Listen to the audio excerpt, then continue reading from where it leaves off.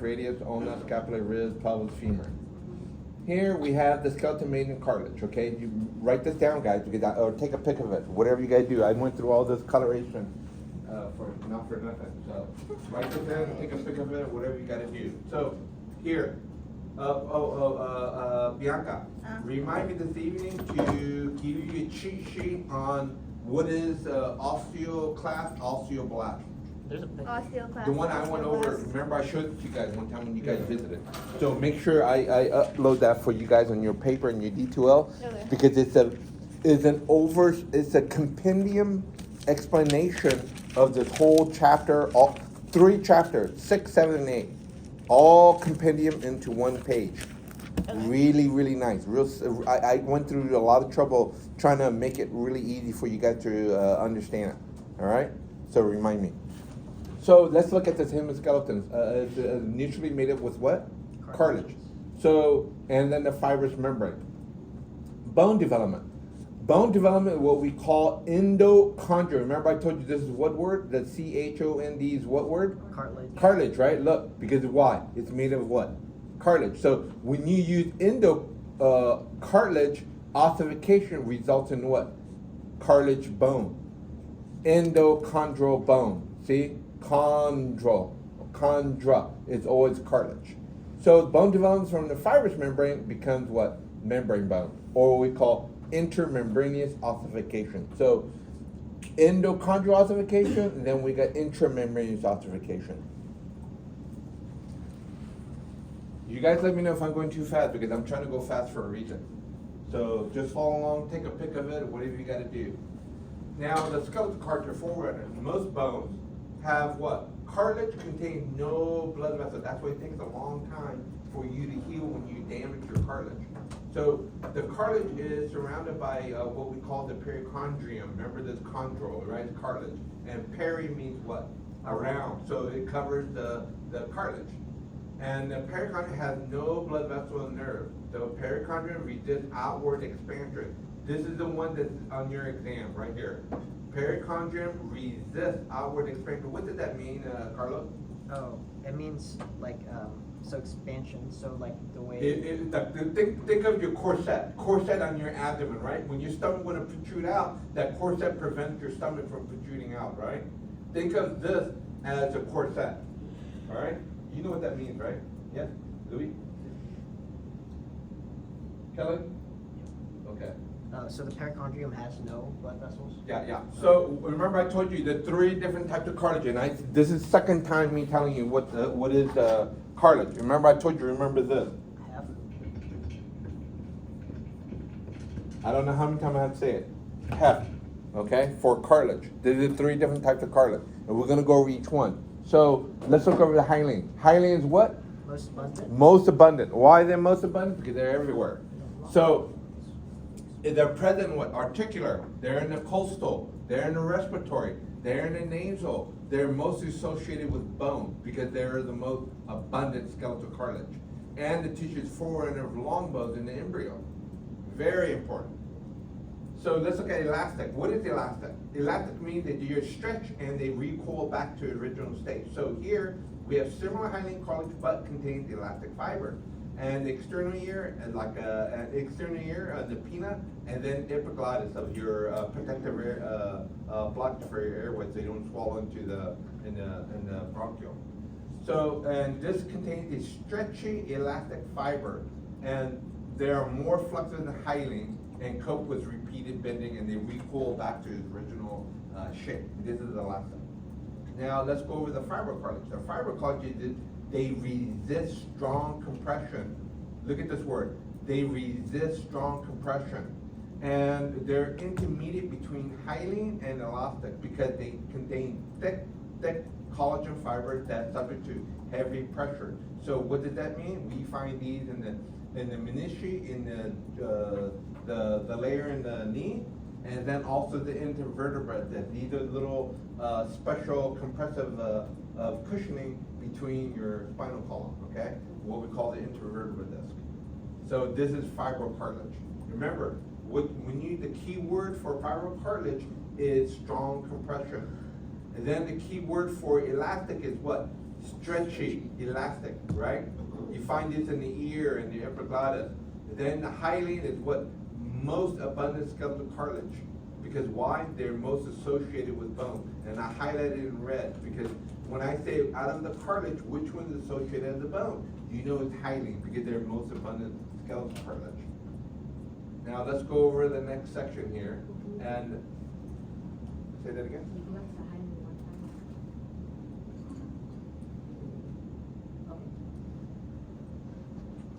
Okay, so let's go to the next one. Okay, the growth in 2 ways. This is the one I'm gonna write a little diagram and explanation of what this, but write it down. So I'm gonna ask you, what is the terminology oppositional? What does the terminology with interstitial mean? So apposition means adding more to the surface. So how do you add? When you add and you're building things, what do? Blast. This is cartilage, and you do blast means building. It start with a B. So write it down. Blast, write down building or making. Write that down in your little notation. Blast means making or building. Write it down in your little notation for yourself. Chondroblast is making or building, okay? And it's surrounding the perichondrium. What does peri mean? Around, and this is cartilage. Secrete matrix against external forces or as faces against the existing cartilage. So it grows in thickness from the perichondrium. So what does that mean? Think of me eating food and I get bigger and bigger sideways. That's that, oppositional. Okay, not going taller, going thicker, wide, width. So here, interstitial growth. So within, adding more matrix internally. Remember, oppositional means you're more to the outside, the surface. Interstitial means you're growing within, internally. And these are what? Lacunae. How many times have we gone over lacunae? Lacunae is what? Has 2 things. What are the 2 things? Chondrocytes and osteoblasts. Excellent, excellent. Osteocytes and chondrocytes. So chondrocytes, inside the cartilage, divide and secrete new matrix, expanding the cartilage within. Okay? So that's interstitial. What does inter mean? Between. Inside. Inside or in between. Okay? And the cartilage growth usually ends in adolescence with the skeleton stops growing. And we'll go over that little line called the epiphyseal line or epiphyseal plate, okay? So here, calcification. What does calcification mean? So let's look at this carefully. This is very important. So during normal bone growth, during old age, calcium salts may be deposited into the matrix and cause the cartilage to harden, what we call calcification. Now, calcified cartilage, look at this guy, I wrote this in red. Calcified cartilage is not bone. Cartilage and bone are always distinct tissue. Okay? Calcified cartilage is not bone. Now here, let's look at some of these. Now, what kind of cartilage is inside the ear? Oh, it's Elastic. What about the nose, right? The tip of the nose? Hyaline. Elastic. Oh, So, what about these intervertebral discs? that's hyaline. Hyaline. And what about the one that's in between the knee? Fibro. Fibro. And what about in between the spinal column? Fibro. Very good. So classification of bones. So how many bones do we have? 206. 206, maybe a little bit over. But most of those are pairs, so. Yeah. So right now for the test purposes, we say 206. So osteology studies the bone, and bones are what? Organs. Look at this guy. What is that again? Organs. And they contain what? Tissue. They contain nervous system. They contain vessel. They contain connective tissue. And then we have 2 different classifications. We got axial skeleton, which contains the skull, the vertebral column, rib cage. Write that down, or take a pick, one or the other. So you're gonna write axial skeleton contains skull, vertebral column, and the rib cage. The appendicular are the limbs, shoulder and hip. Okay? Everybody got it? Yes? Okay, so let's look at them. So classification of bones by shape. Now, let's look at the long bone. What are some examples of long bone? Femur. We got the humerus and we got the femur. These are long bones, or look at the long bone. So elongated shape, 1 shaft, 2 ends. So we're gonna talk about these shape of the ends and side. And they act as levers. Later on, you're gonna know this by, when you go over the histology and the joint, we're gonna know what the levers mean. Muscle, look at the levers acted upon by the muscle with the skeleton. So, compact and spongy bone, we're gonna see that here. Marrow cavity, where's the marrow cavity? Where's the articular cartilage? This is the one I'm gonna ask you on your MCQ question. What does articular cartilage, what is the covering of this bone? We're gonna go over all that. What is periosteum? So here, we got the short bone. The short bones are usually what? Square Cube shape. shape, like the wrist. The sesamoid, this is the one that's gonna come up on your exam. Sesamoid, write that down. Bone that form within tendon is sesamoid. And we got the patella. And then we have a new bone that just erupted this year. This At year beginning of the toes. year, it's called fabella. And that's in the, behind the, it's in the popliteal. That's behind the knee. So it's a small little bone. So fabella and we got the patella. Okay, fabella is behind the popliteal, behind your knee, and then we got the patella that's in front of the knee. Okay, so make sure you guys remember that. Fabella and patella. Latin roots. So these are example of a sesamoid bone. And the reason why they call it sesamoid because they look like sesame seed, okay? That's the reason why they call it sesamoid.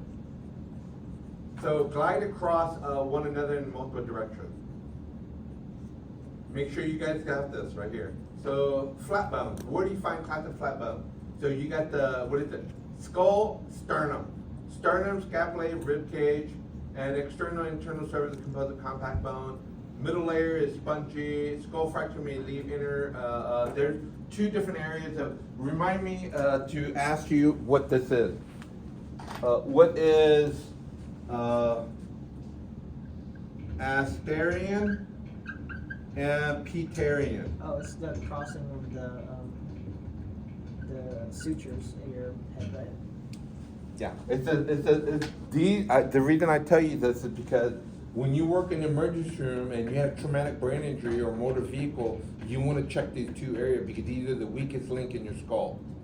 And this is where all your traumatic brain injury occurs. So let's go on to the next one. Functional portion of the bone. This guy, I don't know how many times I have to stress it. Take a pic of this and put a big highlight. You have to write this in your essay of your test. If you don't write this stuff on your test, guess what, guys? You guys are not going to get it wrong. You're not going to get it right. So, what do? Support, What do? protection, Because they act like what? Leverage. Levers. And what is this? mineral storage, And what kind of minerals are we having? Calcium and phosphorus. What about this? And the blood cell formation is called hemato or hemopoiesis. Okay? Hemopoiesis or hematopoiesis. Okay? And hematopoiesis, hemopoiesis mean within the marrow cavity. Where in the marrow cavity? Spongy portion of the bone. Write that down. But blood cell formation or hematopoiesis or hemopoiesis occurs in the spongy portion of the long bone. Make sure you write that down. And these are all important. If you don't have these items listed on there and description of each, you're going to get it wrong. I'm going to put a minus. Write that down. Write it down. Take a pic of it, whatever you got to do. So this one, function of the bone. So energy storage. Why the energy storage? Well, first of all, in the marrow, look at the yellow bone marrow, stores lipid. And these are contains a lot of fat and triglycerides. How much more energy can you get out of fat versus glucose? Twice as more energy. So it can be used for energy and needed by the body when it needs it. So in adults, a central medullary cavity is the marrow cavity, or the cavity within the long bone is called the medullary cavity. When the medullary cavity, you have these yellow marrow. So then they revert to red marrow if the person becomes very anemic and needs more red blood cell production. Where's the red blood cell production made at? The spongy portion of your long bone. And what is the fancy word for blood cell formation? Hematopoiesis or hemopoiesis. Okay? So by old age, when you get my age, the marrow becomes gelatinous. Okay. So look at this: hematopoietic or hematopoiesis. Tissue, red bone marrow in infant is always what we call in the medullary cavity. But the medullary cavity contains what? Some of the spongy bone. And the spongy bone is what we call these cavities called trabecular. Write that down. Trabecular or trabeculae with an E instead of an R. You can say trabeculae. Okay, so it's in the trabecular cavity, and in young middle-aged adults, most of these red marrow turn to fat yellow marrow for energy. So yellow marrow no longer produce blood, and yellow marrow can revert to red marrow if you have severe anemia occurred. Write this down. This is on your MCQ question. This is your MCQ question.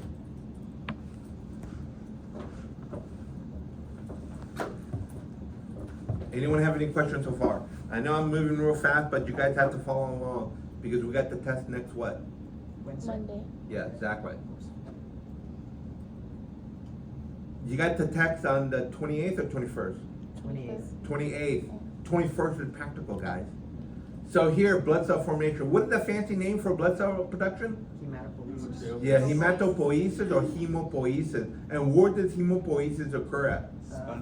Spongy portion of the long bone. All right, make sure that you know that. So here, we get adults, you got the red bone marrow is a spongy portion of the bone. And adults, the blood cell production is what? Head of the femur and head of the humerus. Or it could be in the sternum. Make sure you guys write this down. In skull and the sternum, we call this area, in the flat portion of the bone, we call it diplo. Okay, Latin for dip is what? Two, right? Diplo. And flat bone, spongy bone is called a diplo. Blood Make sure production this is going to be on your MCQ. Guys, write this down. This is going to be on your MCQ. The diplo is what? The spongy portion of your flat bone. So, and then also your hip bone. So you guys need to know all of this. Where the hematopoiesis occur? Femur, humerus, diplo, hip bone. That's why when you do bone marrow aspiration, you get it from the hip bones. Yes? Everybody got it? So what are what do you get the samples for the blood marrow? Oh, from hip bone. Hip bones. And then where the blood production occurs at? And the heads of the long bones. And Femur, sternum. humerus, diplo, and hip bones. So bone marking. On the bone marking, you're gonna have to know this when you go and do your practical. This is more relevant for practical because you want to look at bulges, you want to look at depression, you want to look at holes. What does that mean? So some of these projection and bulges and convex shaped portion of the bone are actually attachment for tendons, ligaments, and muscle. What's the difference between ligaments and tendons? Ligaments is One connects bone to muscle and bone. Yeah, so what is this? Bone to bone. Ligament is bone to bone. Tendon is bone to muscle. And the overstretching of that tendon is called aponeurosis. Okay, we're gonna go over that later. So tendon is muscle to bone. Ligament is what? Bone to bone. Yeah, and what's attached to this? The muscle. Okay, so muscle to bone is tendon. Ligament is bone to bone.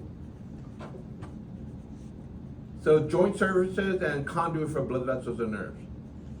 So let's look at the first one. This one's called projection, anything that sticks out, right? So what is tuberosity? We got a tuberosity on your patellar ligament. That's on the front of your tibia bone, what we call tibia tuberosity, and we'll show you in the room. The tibia tuberosity is a projection so that the ligament can stick right on there, okay? So that tuberosity is a rounded projection where the ligament is attached to. So crest, what is crest? Crest means narrow, prominent ridge of a bone, okay? And we're gonna go over that in the lab and show you where the crest is. Trochanter. Trochanter is a large, blunt, irregular surface. And we're gonna see this in your long bone, ends of your long bone, usually on the distal end of the long bone. So lines, what are lines? lines is typically what it says. It looks like a prominent, raised line on your long bones where your tendon could attach to. You know, like for your gluteus maximus or your bicep brachii or something like that. Linea aspera. Yeah, linea aspera. Do all of these projections serve either as an attachment point? Yes, they Either do. or They're- ligaments or tendons? Yeah. Not one or the other. Yeah. Well, there is certain thing, but I'm not gonna go over it real quick. Let me see here. Like the foci. So, tuberculae, small, not trochanter, that's large and irregular. Tuberculae is a small round projection. Epicondyle, the raised area above the condyle. Epi means what? Epi means what? Above. So spine, what is a spine? It's a sharp, slender projection, like a fine line, but it's really projected out. Like your spine of your scapulae or your shoulder blade here. So it's gonna be projected right here on the outside. You can feel it. If you put your hand on your shoulder blade, you feel that bony prominence right here. That's actually a spine. So process is any bony prominence. Now let's look at the head, facet, and condyle. What does it mean by head? Head is the very superficial proximal area, and it's going to be very, especially in the humerus and femur. You're going to see that head. It's going to be big ball socket type projection on the outside. What is the facet? Facet is a smooth, nearly flat articular surface. What that means is that when you have two bones sitting on top of each other, it's going to be perfectly smooth when they articulate with one another, and that is facet.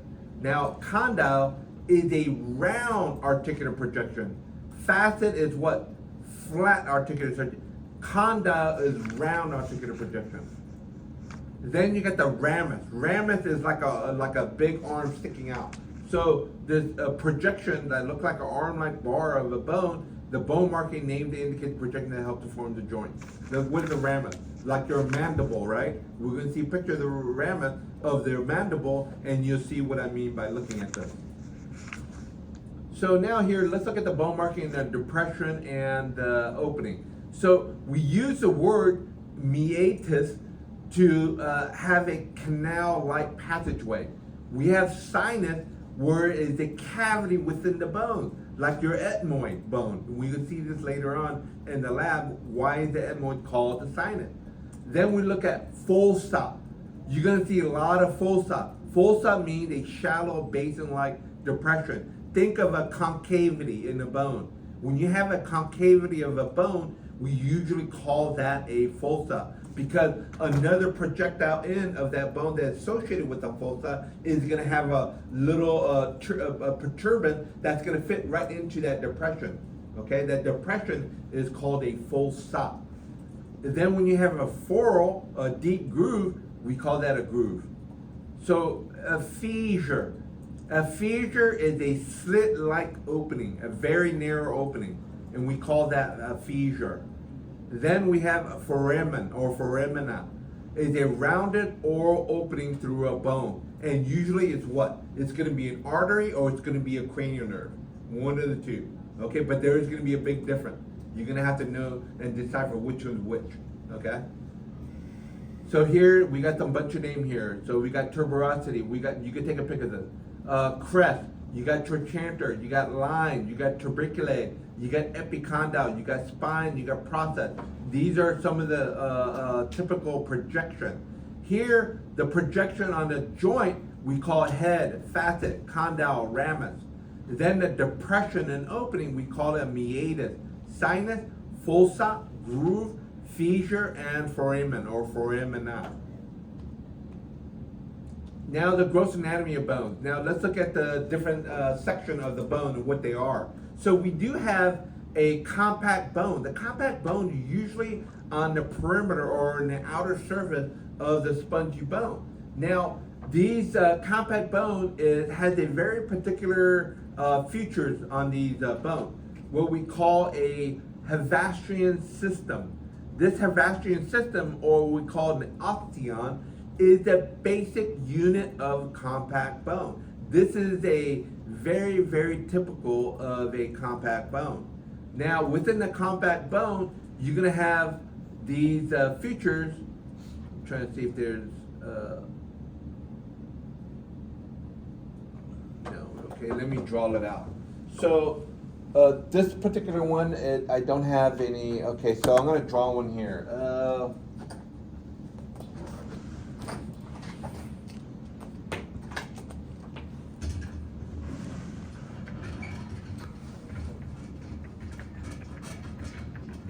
So let's look at the Havastrian system.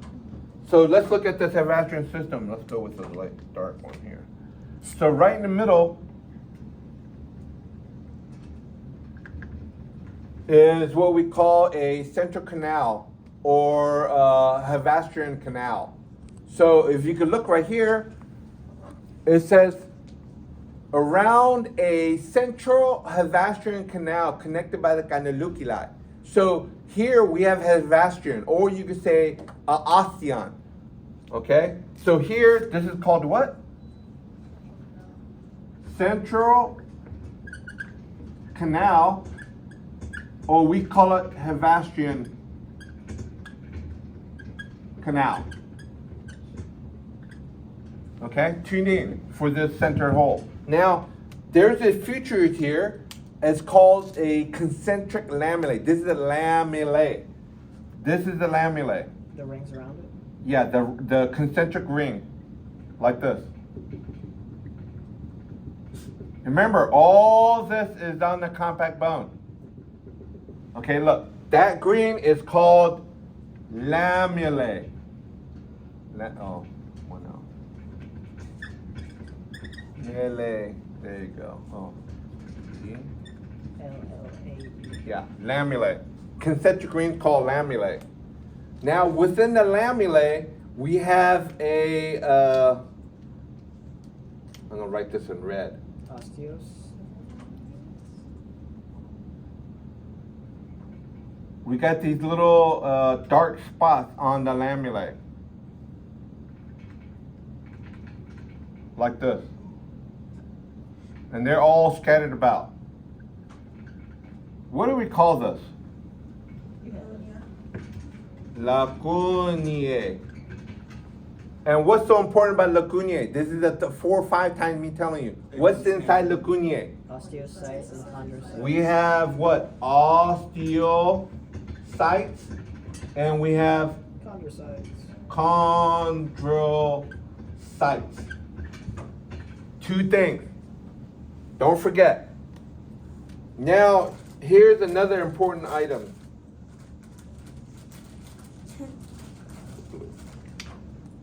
Canaliculi? Yeah, canaluculi. So we're gonna go with these little perpendicular lines here, like this.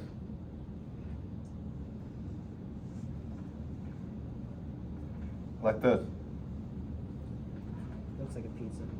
They're all scattered out, like that. Now that is called canaliculi. And canaluculi means canal, little tunnel, and little. Canaluculi. Okay, so they connect all the lamellae together. Then there's another one. Let's talk about these, let's talk about another central canal. So I got another one here, and I developed another lamellae around here like this. The same thing. Now, the funny thing is that, what if there's a special tube or a tunnel or a channel like this that connects to another one? Oh, Volksmann canal. What is that called? Volksmann. Oh, Volksmann. Volksmann. So, Volkmann Canal. Volkmann Canal. And inside the Volksmann, what do we have? Oh, Blood vessel and nervous tissue. Blood vessel and nervous tissue. Write it down. Blood vessel and nervous tissue. Write this stuff down. Or take a pic of it. One of you got to do. Blood vessel and what? Nervous tissue. do we need to know the one that goes around it? Say there's multiple like, The lamellae? no, like circumferential lamellae. The perichondrium? No, the other one. You know what? If you're not going over it, Yeah, I'm not gonna go over it. So this is what we got, whatever's on the slide here. So we got the concentric lamellae. What color is the concentric lamellae? Green. That's our concentric ring. And inside the circle, what is this called? Reversion canal. Yeah, it's called osteonic canal, or it's gonna called Havasarian canal, or we got a central canal. So here on the Ossian system, this whole thing is the Ossian system.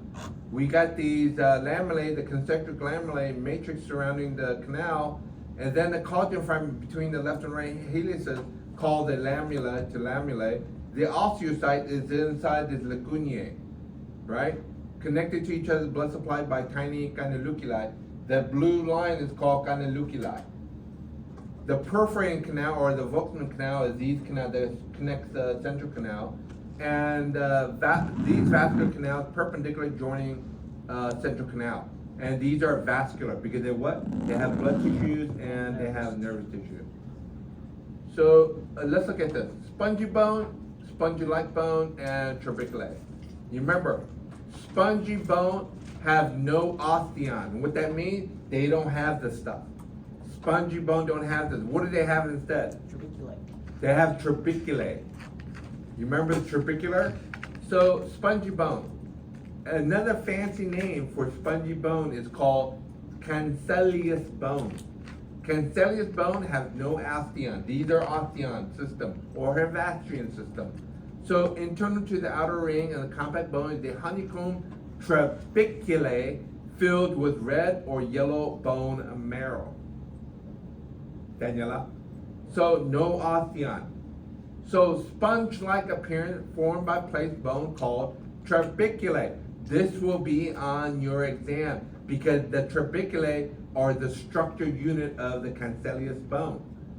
Now, space is filled with red bone marrow, and the trabeculae have few osteon or central canal, where no osteocyte is far from the red bone marrow, provide strength for light weight. So what does that mean? Provide strength with little light weight. Since this is trabeculae, it has cave-like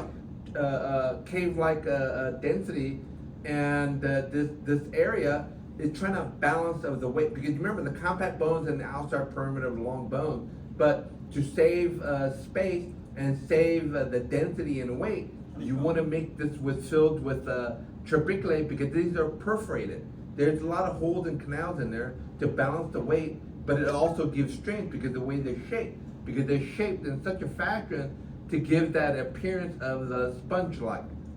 All right, and we'll go over this more later on when we talk about what is the origin, what is the insertion, and why is that important to be having trabeculae in the middle of the medullary cavity, or at the ends of it at least.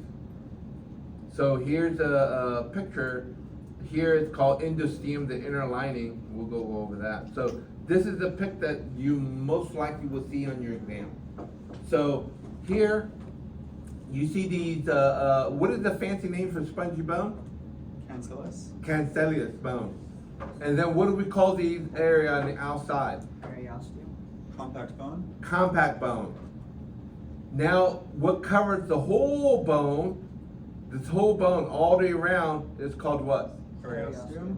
Now, periosteum does not cover this area here, where it connects to the joint, right here. Periosteum does not cover these area. Instead, there's another layer that acts like a cushion and joint, and acts like a special protective layer so it can slide easier. Is called articular cartilage, usually seen in joints, right in the proximal head and distal in here, where another joint hits. So we call that articular cartilage. And then the periosteum is in that whole surface but the articular cartilage area. Now, what holds the periosteum to the bone? Daniela? How is the periosteum connected to the compact bone, the whole bone? Um, Look at that picture. a called a shirt. It's called perforating fiber. In other words, it's called Sharpie's fiber. Like the Sharpie permanent marker, Sharpie's fiber. Now these are what holds the periosteum to the bone. And you can see here, these are all compact bone.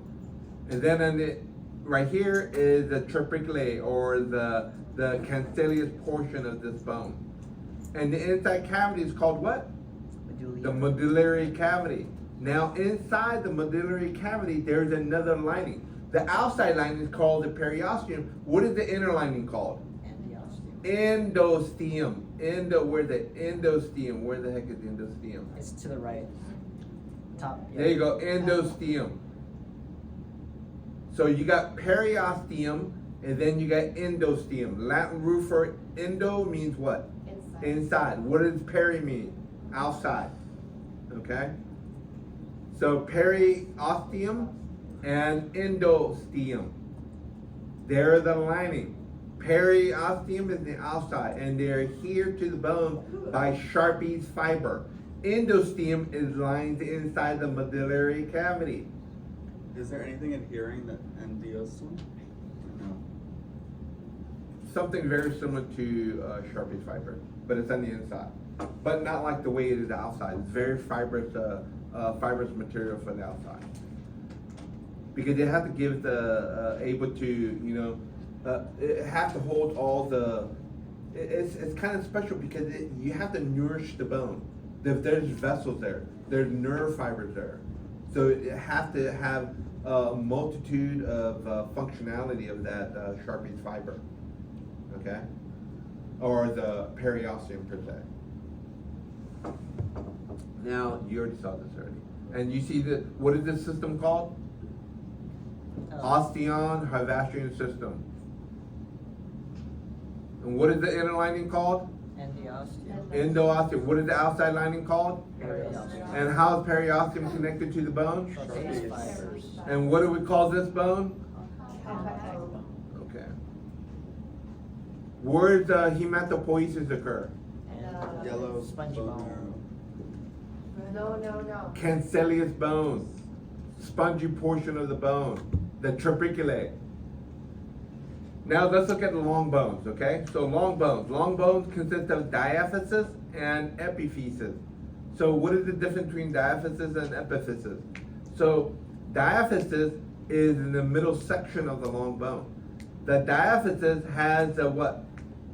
Composed of collar of a compact bone, but also surrounds central medullary cavity where the marrow is.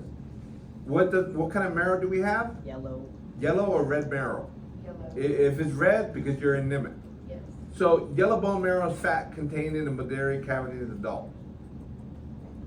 And what is the epiphysis? Still ends. The ends. So you got proximal end and you got distal end. What does the proximal and distal mean? What does proximal mean? Closer to the joint Closer. attachments. When you say proximal, when it's closer to the midline, remember it's mid-sagittal, or it goes to the head, is proximal. If it's away from the midline, away from the head, we call it distal. So you got two ends of the epiphysis. You got the proximal end, and then you got the distal end. So expands the ends of the long bone, and attachment for tendon and ligament. Exterior is compact bone, interior is the cancellous bone. Joint surface is what? Articular cartilage. Periosteum does not cover this area. You remember, cartilage, hyaline, most abundant. Articular cartilage, the most abundant. Hyaline, you remember HEF, H-E-F. Epiphyseal line. Epiphyseal line is that this line here, right here, you see this? That's called epiphyseal. This is the growth plate for young developing children. When they grow from this area. Actually, there's another name for this. Right here in this area here, it's called metaphysis. Metaphysis. Meta means middle. Metaphysis. And metaphysis is where the epiphyseal,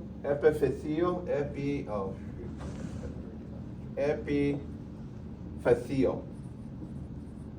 Seal line is. Okay? Metaphysis is where the epiphyseal line is. Metaphysis. So metaphysis is right here. Metaphysis means between the epiphysis and diaphysis. Yes? Okay, let's go move on here. Okay, let's see. Epiphyseal plate and metaphysis. I just said it. I don't know why I wrote it. Yeah. Yeah. Okay. I'm beating myself to death. Okay, metaphysis. Mature bone with diaphysis shaft and meets with the epiphysis end of that area. So epiphyseal plate in the young, this is the area where growing bone, where hyaline cartilage is replaced by bone, allowing diaphysis to grow in length. So in the epiphyseal plate, what is growing? The epiphysis or diaphysis? Oh, epiphysis. Oh wait, whoops. Diaphysis. Very good. Very good. That's going to be your MCQ question right here. What end of the bone are you growing from? Bone allowing diaphysis to grow in length. Okay? And then metaphysis where? What? Middle is the. The epiphyseal plate.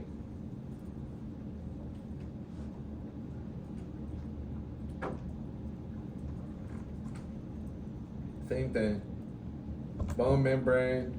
Periosteum, I just went over the periosteum. You got the inner osteogenic layer abutting the bone surface. What supplies it? Osteoblast, osteoclast. They got Sharpie's fiber. You got a lot of vessels. You got a lot of nutrient foramina secured to what? Underlying bone called what? By what? Sharpie's fiber. And the endosteum. This is the inside. What Rachman was asking. He's the internal surface of the bones lined with endosteum, a delicate membrane of reticular connective tissue with osteogenic cells within the inside. So it lines the canals of compact bone, covers the trabeculae sponges, and they contain both what? Osteoblast, osteoclast, just like the periosteum. So structures are short, irregular, long, flat bone. So thin plates of periosteum cover the compact bone on the endosteum of the spongy bone. Now, the flat bones, what do you see flat bones at? The skull and the sternum. And what do we call the spongy bone? Diplo. So they have no diaphysis or epiphysis. No diaphysis or epiphysis because they're all flat bone. So contain marrow between the trabeculae. And what do we call that? Diplo. That's diplo. Diplo. Diplo. Okay, let's look at the chemical composition. The mesenchymal cell of the bone is called osteogenic cell or progenitor. Osteoprogenitor. So non-specific. What does that mean, non-specific? They're undifferentiated. They don't have an actual functionality because there is a birth. So osteoblasts.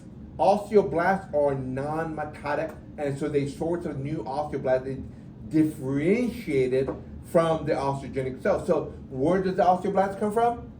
These guys. Because they're undifferentiated. These are immature. So the osteogenic cells occurs in endosteum and the central canal. So organic portion of the osteoblast, bone forming cells. Because blast means what? Make. Build or make. So responsible for secreting matrix. So what is matrix? So bone stretch, fracture, stimulate cellular mitosis, differentiation of osteogenic cells, and to increase the number of osteoblasts. So osteocyte. Where do we get osteocyte at? So these are mature bone cells. Look, guys, this is immature or mature? Mature. So osteocytes mature to form from what? Osteoblasts that have become trapped into the matrix. They deposit where? Into the vein. Very good. And organic portion of osteoclast. Now we got over osteoblast. Now let's go over osteoclast. Class means what? Breakdown. Breakdown, or we call reabsorb. Did I have reabsorb there? Oh, yes, there is. Look. Resorb. Breaking down. Resorb. Okay? So when you hear the resorb, because you're breaking down, you're taking those items that you break down. Right, Daniela? So Osteoclast, let's read osteoclast for me. Large bone dissolving. Large bone dissolving. Large bone dissolving that found on the bone surface accomplished by resorption and breakdown down bone matrix.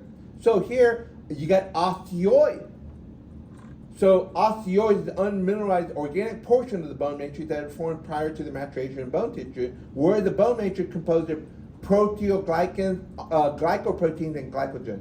And I'm going to go over the osteoid from the osteoblast from the osteoclast, okay? Because I should have put this with the osteoblast. And I'm going to make a little PDF of the explanation of all this stuff again on your D2L, all right?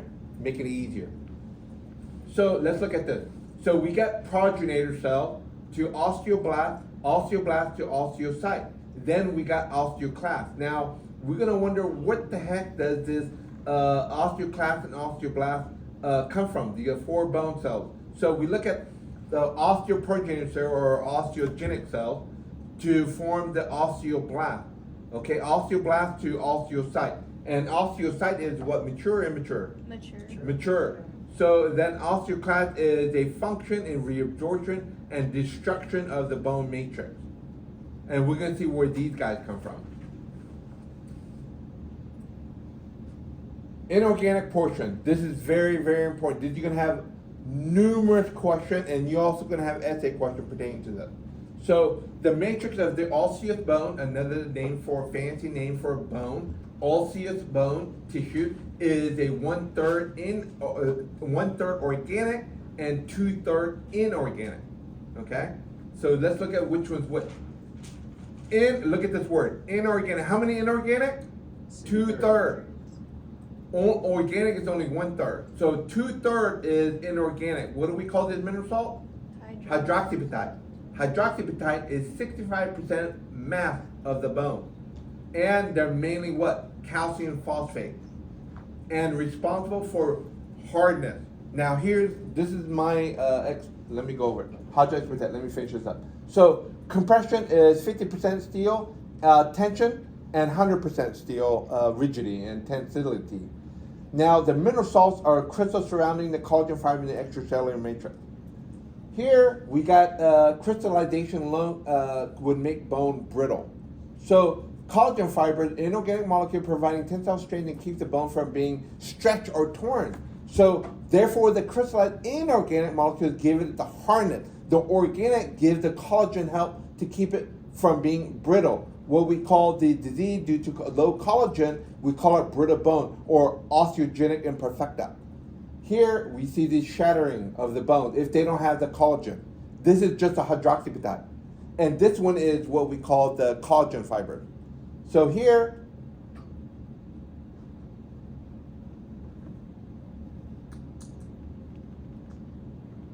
let me go back over here. So here we got 1/3. 1/3 is what? Organic. Collagen fiber. And here inorganic would be Salts. hydroxyapatite. Calcium phosphate, right? Calcium phosphate. So think of hydroxyapatite as a glass. If I get a glass and I drop it on the floor, what's going to happen to that glass? Shatter. It breaks. But if I hold the glass and I put fluid in there, is it going to hold the fluid? Are you able to pick it up? It's pretty heavy, pretty strong, like a Pyrex dish you put in the oven. It holds its strength. It's strong. But till you drop it on the ground, on the ceramic floor, what's going to happen to that glass? It's going to shatter. Now let's turn around and use a organic material like collagen fiber that is a little bit more flexible, and they're like a plastic cup. So if I get that plastic cup, and if I put too much weight in it, can it bend? Yes, it could bend. It might break too. But if I drop it on the floor, does it break? No, they have the flexibility to retain its shape, but they don't have. Are they strong like glass? No, they don't have the compressibility, because you can put press on it, you could bend and squish the plastic. Just like a water bottle, you could squish it up. Can you do that with a glass? No, but if you drop the glass, you shatter. But if you get a plastic cup and you throw it on the floor, is it going to shatter? No, they're going to retain its shape. So a combination of them together makes it strong, 50% like steel, but 100% of the tensility of steel. That's the beauty about bone. So a 1/3 is collagen fiber, and then 2/3 inorganic is the hydroxyapatite, or this calcium phosphate, the hardness. Okay. Now let's look over here. We went over all this stuff already. Havastrin. We already went over Havastrin. We know what the lamellar does. We know the Havastrin central canal, osteogenic canal. We already went over Volksman canal. Oh, you need to take a pic of it? No. it's Okay. fine. I'm just taking Okay, pictures. microscopic structure. So where's the lacunae? Lacunae is right here, the red dots. Lacunae is the red dot. Where's the osteocyte at? Oh, it's In the lacunae. What is also in the lacunae? chondrocytes. Chondrocyte. What is canelucula? The tunnels. The tunnel that connects the lamellae, that connects all this. So we already know about the spongy bone, the compact bone. We talked about the Havastrin system. We talked about the Sharpie fiber. We talked about the endosteum, periosteum. We talked about the osteocyte and the chondrocyte. We talked about the central canal. What is the central canal? Connect by central canal. What is that tube called? Volkmann. So bone development. So we talked about the osteogenic or ossification. We talked about two of them. We call it ossification and we call the intramembraneous ossification. Two of them, right? What are the three classic cartilage? What are the three classic cartilage? Hyaline, elastic, and fiber cartilage. What is the most abundant? Hyaline. What is the fiber cartilage? Oh, it's the one in the. Menisci and your cushioning of your vertebral column. It's for And then what is the elastic? ear. Your earlobe and your nose, right? They go back to its shape.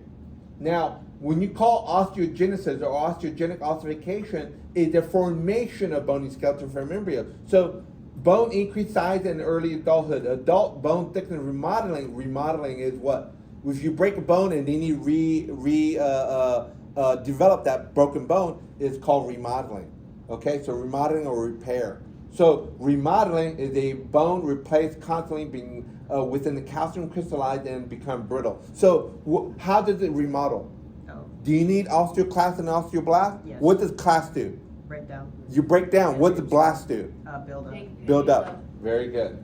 So you need no distinctive feature of osteoblast and osteoclast. I'm gonna differentiate the two and write up a big paper on your D2L and make sure you guys read it. And I'll give you a little heads up on your group meeting. So two methods. So we talked about during development. We talked about the first one. We're going to talk about intramembraneous ossification. The intramembraneous ossification forms the flat bones. What is the flat bone? Skull. The and skull, the sternum. cranium, and the sternum. So the bone develops on a fibrous membrane, and the bone is called the membrane skull, or skull clavicles, or the sternum. And the fibers connected should begin to ossify at 8 weeks of development, what we call the mesenchymal cell, involving 4 different steps. So what are these 4 different steps? Now we got endochondral. What does endo mean? Inside. And chondral? Out. Go Bone, ahead. forms along bones, vertebrae, hip bone, formed by replacing hyaline cartilage, the most abundant cartilage, resulting bones called cartilage bone or endochondral bone. So intramembranous ossification, when bone develops from a fibrous membrane and the resulting formation of flat bones, intramembranous, flat bones. So frontal, parietal, occipital, temporal lobe. You guys know the cranial bone? Okay. So ossification center appears in the fibrous connective tissue. The bone matrix secreted within the fibrous membrane, woven bone and periosteum form. So the bone color of the compact bone forms the red bone marrow. And where's the red bone marrow produced at? And The cancellous portion trabeculae of the spongy bone, right? So let's look at this intramembranous ossification. You got the mesenchymal cell, or we call the osteogenic cell. Then you got the collagen fibers, you got the ossification center, you got the osteoid, and then you got the osteoblast. Okay? Because we know that osteoblast, formation of the osteoid, osteo makes the what? The bone. And here, that's basically what I just said, all this stuff. Now we go to the endochondral ossification formed by replacing the hyaline cartilage. So begins in the second month of development, and then the hyaline cartilage becomes a bone. Modeled as the bone construction, required breakdown of hyaline cartilage by what? ossification. Ossification by what? What do we call breakdown? Oh, osteoclast. Very good. So formation, primary ossification, cavitation, hyaline cartilage. The invasion of internal cavity by periosteal bud, what we call the cancellous bone. the formation of medullary carry, appearance of the secondary ossification in the epiphysis. Then here's the ossification of the epiphysis with the hiding cartilage remaining only in the epiphyseal plate. And where's the epiphyseal plate in young developing children? What does that mean? It's like the end of the bone where. Yeah, it's where the bone plate development, is- where it grows. Where it goes from the epiphysis or does it go from the diaphysis? Diaphysis. Diaphysis. It grows in the diaphysis. Diaphysis is the one that links it. Okay? It don't go from the top, it goes from the diaphysis. So here's a good, you can take a pic of this. This is what you need to know. Tab 1, 2, 3, 4, 5. Very good picture.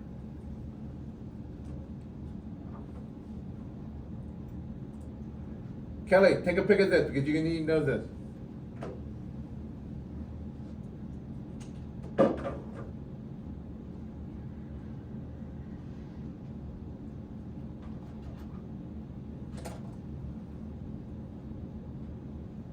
What is the oppositional growth? Does it grow tall or does it go side? Side. Very good. Width, guys, width, thickness. What is interstitial? Length, interstitial is length. Oppositional is width and interstitial is, interstitial is length. So take a picture of this. Take a picture of this, interstitial is length. And take a pic of this, oppositional is what? Growth width. Take a pic of that.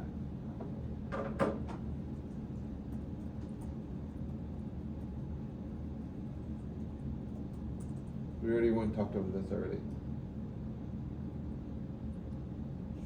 Okay, take a pic of this anyway.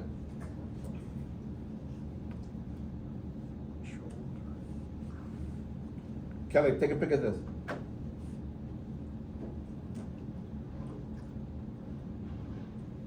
Hormonal regulation. What is hormonal regulation? You get HGH or human growth hormone, and they're stimulated by the epiphyseal plate. Thyroid hormone, insulin are also needed. So during puberty, testosterone, estrogen.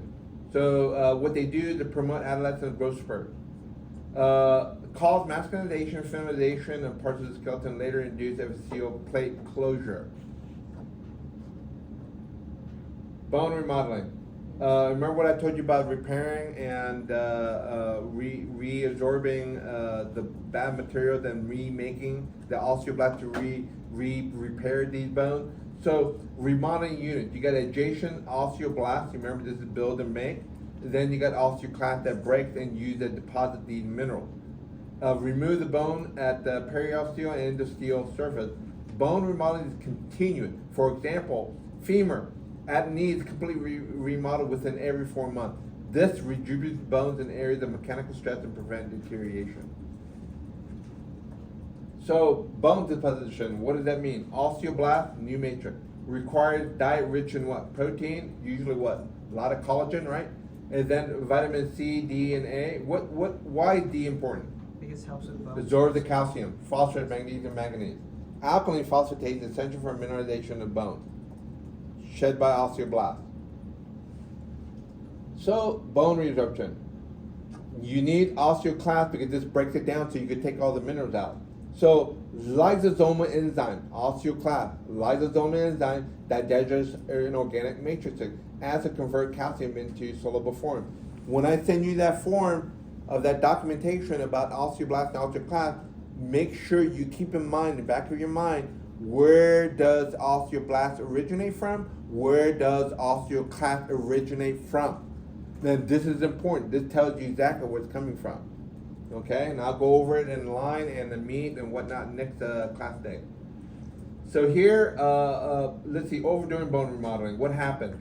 Osteoblast moves to build, overdoing building. It yields spurs. What is spurs? These are spurs. Calcium deposits? Yeah, calcium deposit, too much.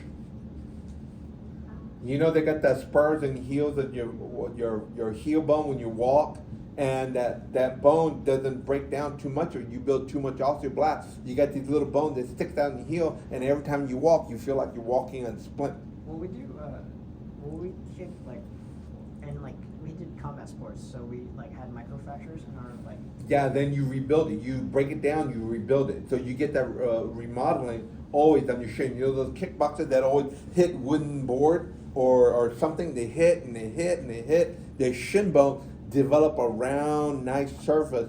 So there's like a thick plate there because you're remodeling, you have more formation, reabsorption of that bone on the shin bone. Because if you ever get kicked by a guy that does Thai kickboxing all their whole life, and you spar with them, you're gonna feel the difference in their shin bone from your bone. A big, huge difference.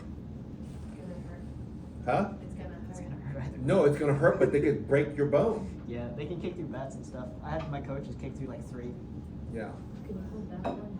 And what happens when you have those spurs in your heels? Like, how do you get rid of them? You stop. You take medication to stop this. Yeah.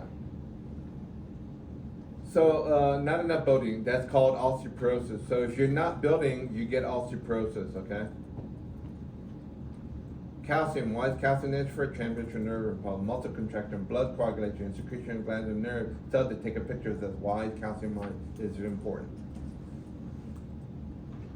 Don't say I didn't tell you. It's right here. This is going to be on your essay.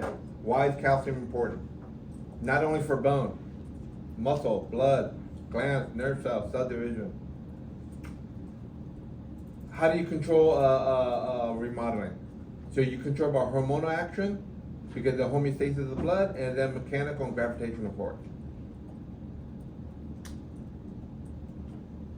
What is the gravitational force? 9.81?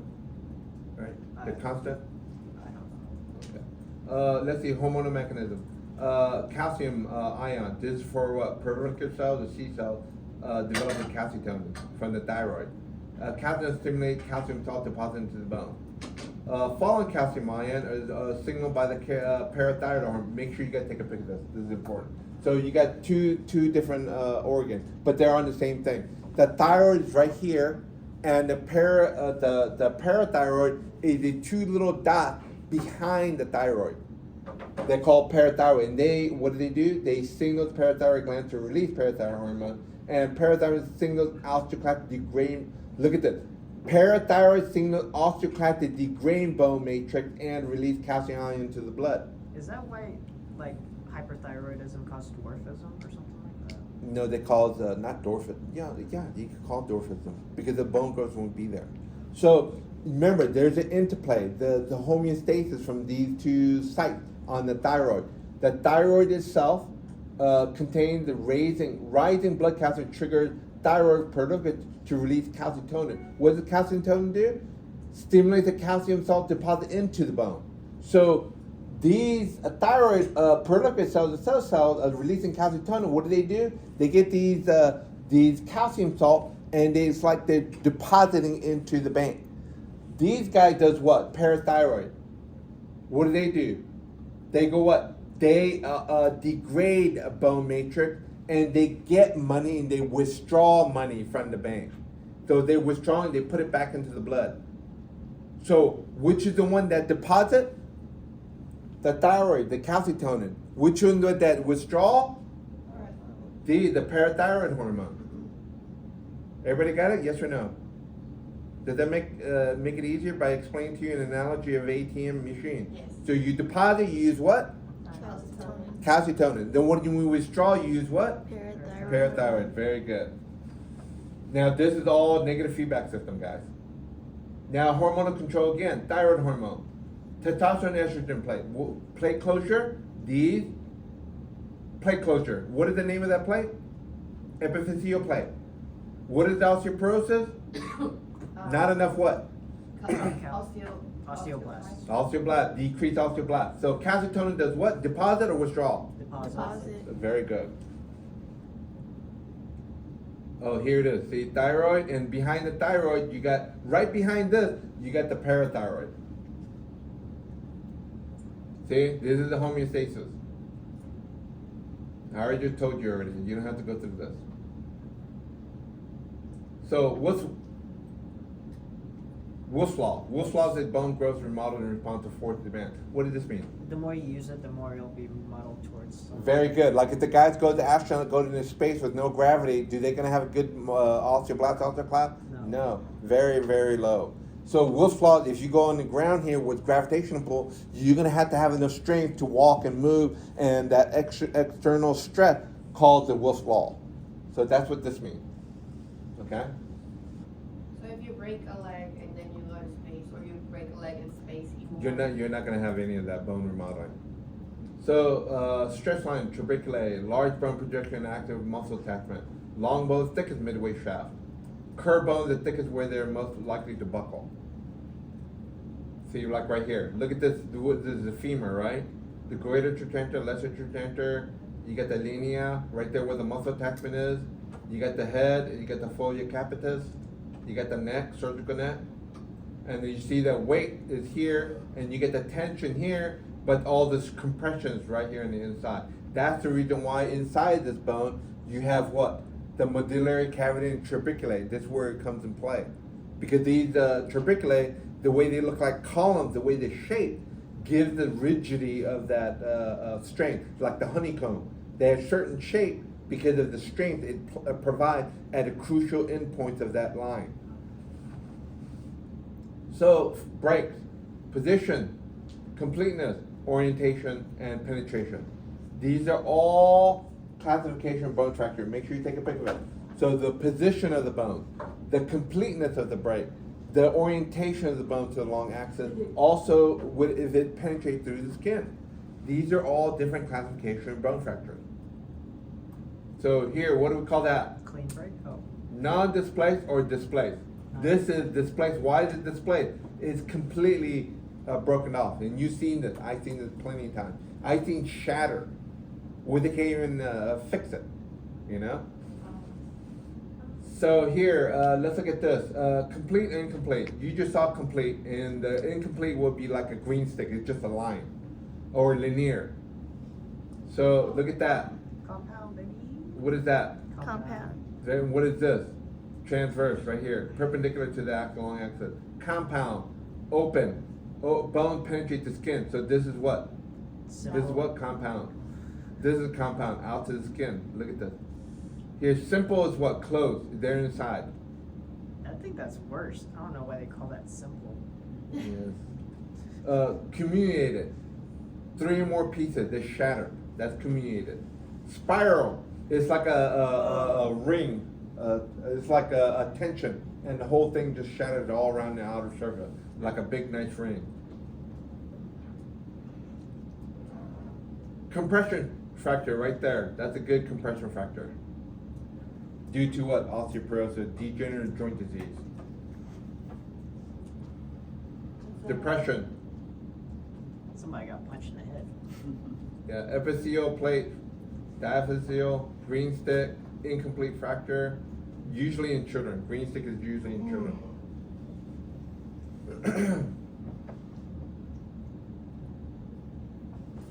Hematoma, healing of the bone fracture. You got first the hematoma, hemorrhage, blood clot, and then it becomes swollen, and then you have new blood, fibrinogen, cartilage calcium form, granulation occurs. Fibrinogen cartilage forms from when osteoblast joint fiber migrate to the fracture. Fibroblasts secrete collagen fiber. Osteoblast forms spongy bone. Osteoblast further capillaries secrete into the bulge. Bony calluses. New bone trabeculae appear in the fibrous calluses and converts the bone into hard calluses. And usually take 3 to 4 weeks. That's what you usually have for what, 1 or 2 months. Then you get the bone remodeling. Excess material, shaft and exterior, and the medullary cavity removed. Osteomalacia. What is osteomalacia mean? What does osteo mean? Bone. Malaysia, that's bad, right? So bones inadequately mineralized, causing softness and weakened bone. Osteomalacia. Due to what? Diet and vitamin D deficiency. Rickets. What is rickets? Rickets is in children. Osteomalacia in children. Bow-legged. Deformity. Osteoporosis, disease in which bone reabsorption outpaces bone deposit. Withdrawing and depositing is offset. There's an imbalance between the two. So Usually seen if you're petite, if you're lighter in complexion, you're more more prone to osteoporosis. There you go. Normal osteoporosis. Osteoporosis. Look at that curvature. Look at the arm. Look at the leg. Look at the fingers. Kyphosis. We're gonna go over the irregular bone shape of the spinal column.